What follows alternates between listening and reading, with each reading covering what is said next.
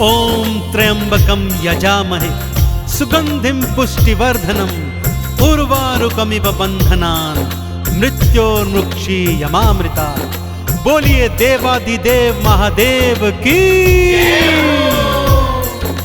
भक्तजनों, भगवान भोलेनाथ की दानवीरता की गाथाएं आपने वेद पुराणों के माध्यम से पढ़ी और सुनी होगी।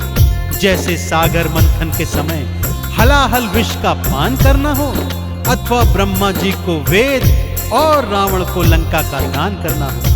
परंतु आज मैं आपको परम शिव भक्त भागीरथ की संगीतमय कथा सुनाने जा रहा हूँ, जिससे आपको ज्ञात होगा कि किस तरह भागीरथ के आह्वान पर उसके पुरखों को तारने हेतु भगवान शिव ने अपने शीश पर मां गंगा को धारण किया और गंगाधारी के नाम से त्रिलोकी में प्रसिद्ध हुए। तो आइए सुनते हैं शिव भागीरथ की पावन कथा।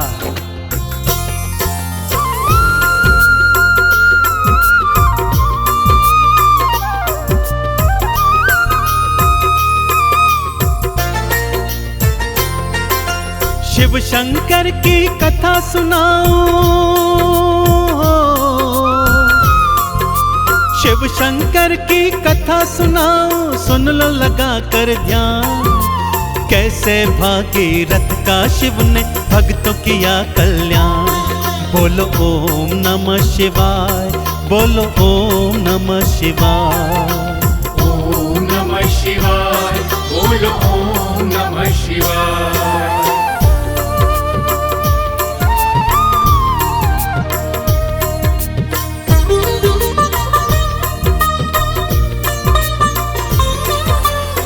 पावन कथा कुछ इस प्रकार से है भक्तों। पृथ्वी लोक पर सगर नामक महाप्रतापी राजा हुए, जिनके 60,000 पुत्र थे। एक बार गुरुओं के परामर्श पर उन्होंने अश्वमेध यज्ञ करवाने की सोची और यज्ञ का घोड़ा सृष्टि भ्रमण हेतु छोड़ दिया। इधर इंद्र ने सोचा, यदि यज्ञ पूर्ण हो गया तो ऐसा न हो कि सगर मेरा सिंहासन छीन ले। सो उसने छल से यज्ञ का घोड़ा चुराया और कपिल मुनि के आश्रम में जाकर बांध दिया। सगर के 60,000 पुत्र यज्ञ के घोड़े को ढूंढते कपिल मुनि के आश्रम आ गए। मुनिवर तप में लीन थे, परंतु सगर पुत्र उन्हें निरंतर अपशब्द कहते रहे। मुनिवर ने ज्यों ही क्रोध में नेत्र खोले तो क्या क्या घटित हुआ भक्तों, आइए सुनाता हूँ। जैसे ही थे नेत्र खुले, नैनों से निकली ज्वाला। उस ज्वाला ने सगर पुत्र को पल में भस्म कर डाला।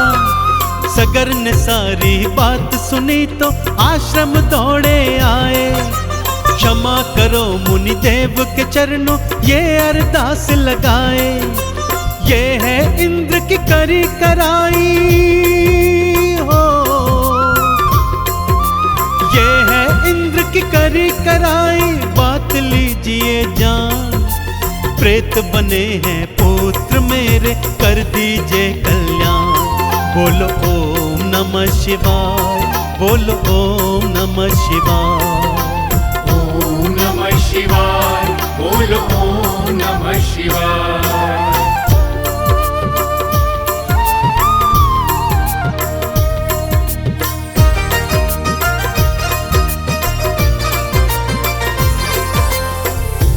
मुनिदेव को जब सत्य ज्ञात हुआ भक्तों, तो उनका क्रोध भी शांत हो गया।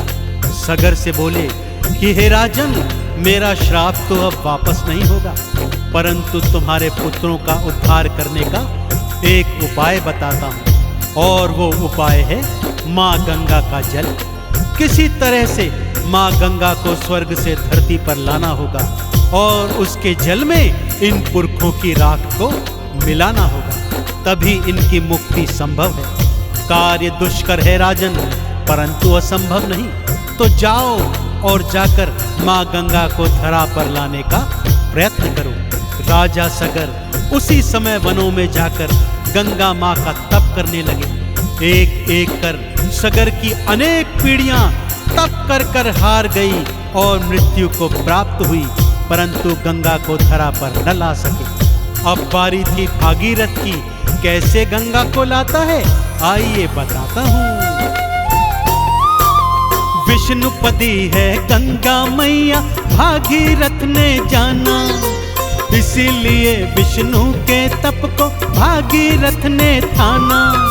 घोर तपस्या की विष्णु की हरि दर्शन दिखलाए, ब्रह्मा जी की करो तपस्या ये उपाय समझाए। गंगा है ब्रह्मा की पुत्री हो, गंगा है ब्रह्मा की पुत्री, ब्रह्म कमंडल धाम, इसीलिए श्री ब्रह्मा जी ही कर सकते कल्याण। बोलो ओम नमः शिवाय, बोलो ओम नमः शिवाय। ओम नमः शिवाय, बोलो ओम नमः शिवाय।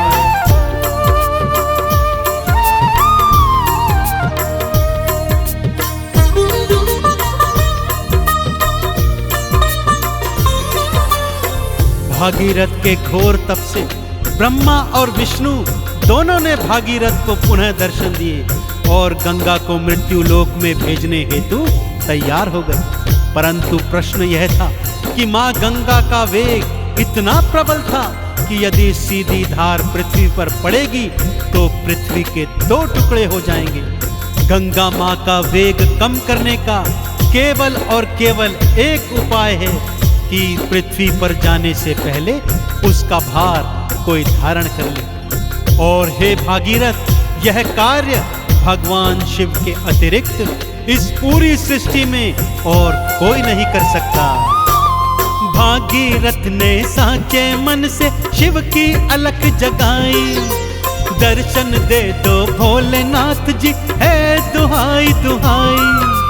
पुरखे मेरे प्रेत बने हैं मारे मारे फिरते, आप ही केवल उन सब का कल्याण प्रभु कर सकते।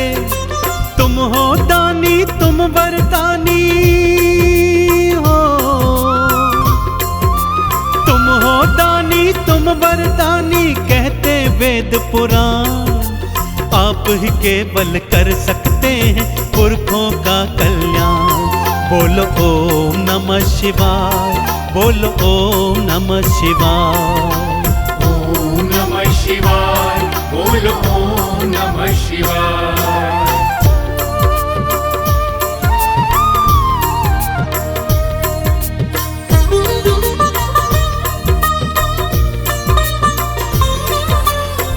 भागीरथ के आह्वान पर भोलेनाथ ने उसे दर्शन दिए।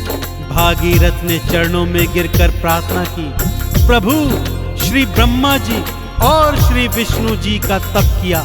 उन्होंने बताया कि केवल आप इस सृष्टि में मां गंगा के वेग को धारण कर सकते हैं। प्रभु मेरे पुरखों का कल्याण कीजिए, उनके हित यह कार्य कर दीजिए। प्रभु अपने भक्त का कल्याण कीजिए, कल्याण कीजिए।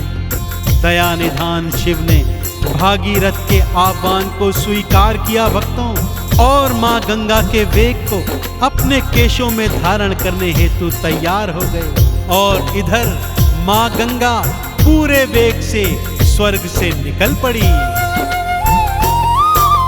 भागीरथ के आवाहन पर शिव जी दर्श दिखाए, गंगा धारण करने हेतु खोल दी अपनी जटाएं।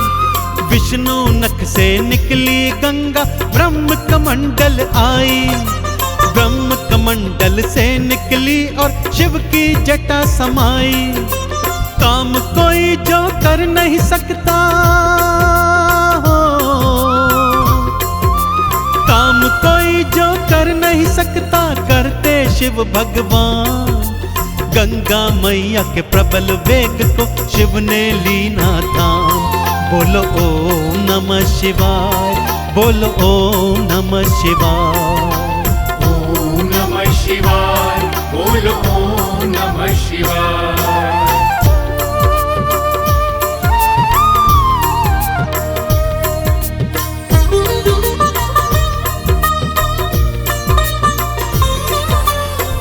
फिर शिव जी ने गंगा माँ की एक निर्मल धारा मृत्यु लोक हेतु भागीरथ के पीछे पीछे छोड़ दी।